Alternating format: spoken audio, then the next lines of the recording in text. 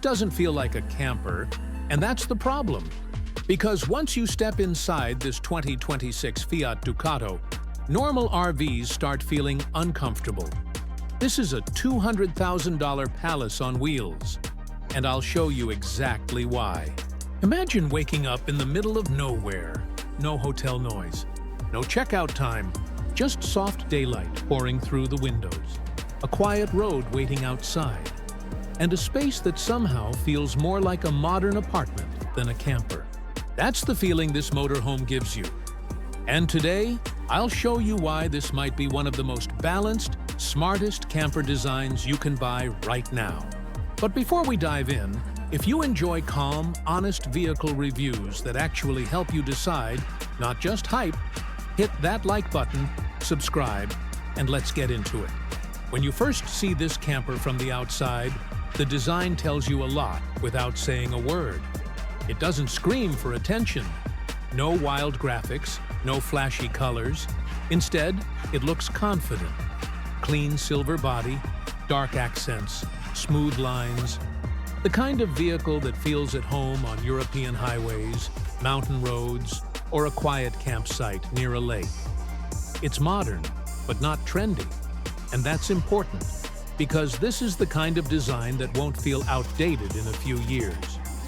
The shape is low profile, which makes it feel less bulky than traditional RVs. Those dark window frames visually reduce the height, and the alloy wheels give it a premium touring vibe rather than a rental camper look. Around the back, you'll notice a bike rack setup, which already tells you who this camper is for.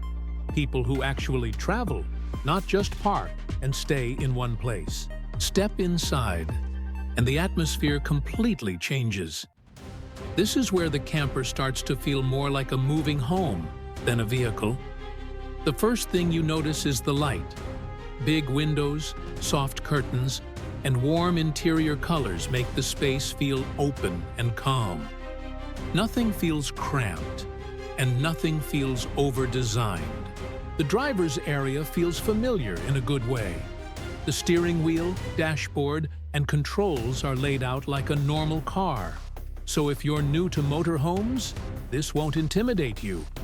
Everything is within reach, easy to understand, and built for long drives without fatigue. The seats are comfortable, supportive, and designed for hours on the road, not just short trips. As you move into the living area, the layout really shines. The seating arrangement is practical and social. You can sit across from each other, share meals, talk, relax, or just enjoy the view outside. This isn't a space that forces you into awkward positions. It's designed for real human interaction. The materials feel solid, soft upholstery, clean stitching, quality wood finishes. Nothing feels cheap or flimsy. This matters because when you're traveling for days or weeks, small details make a huge difference. You want a space that feels calm, not stressful. The kitchen is compact, but smart. You've got everything you actually need. A proper stove, a sink, storage, and a tall fridge that can hold more than just snacks.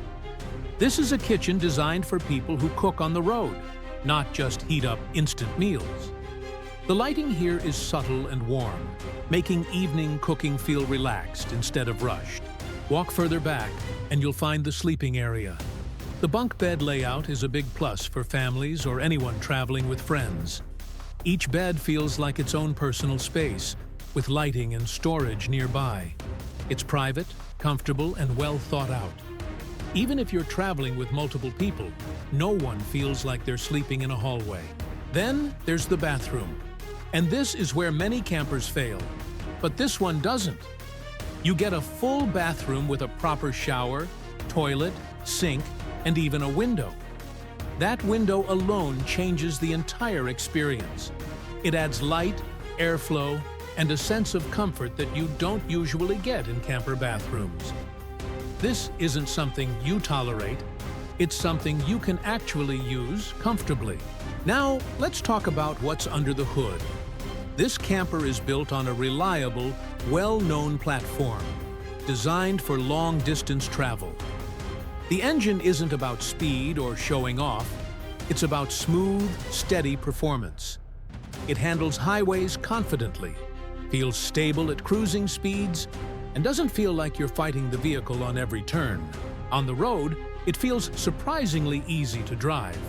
Visibility is good, steering is predictable, and the overall experience feels more like driving a large van than a heavy RV. That's huge, especially for people who might be nervous about driving something this size. Fuel efficiency for a vehicle in this category is reasonable. You're not buying this to save fuel like a small car. You're buying it to replace hotels, flights, and constant packing and unpacking.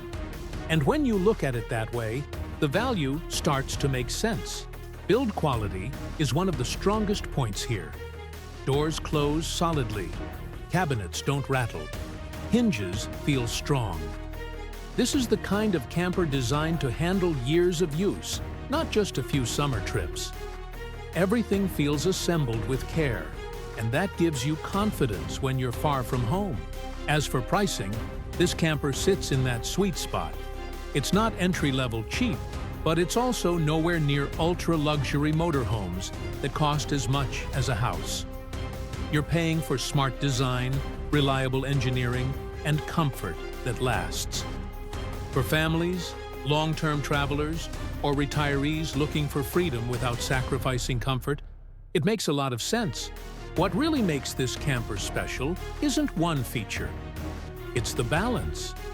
Nothing feels excessive, and nothing feels missing. It's designed for people who want to travel calmly, comfortably, and confidently.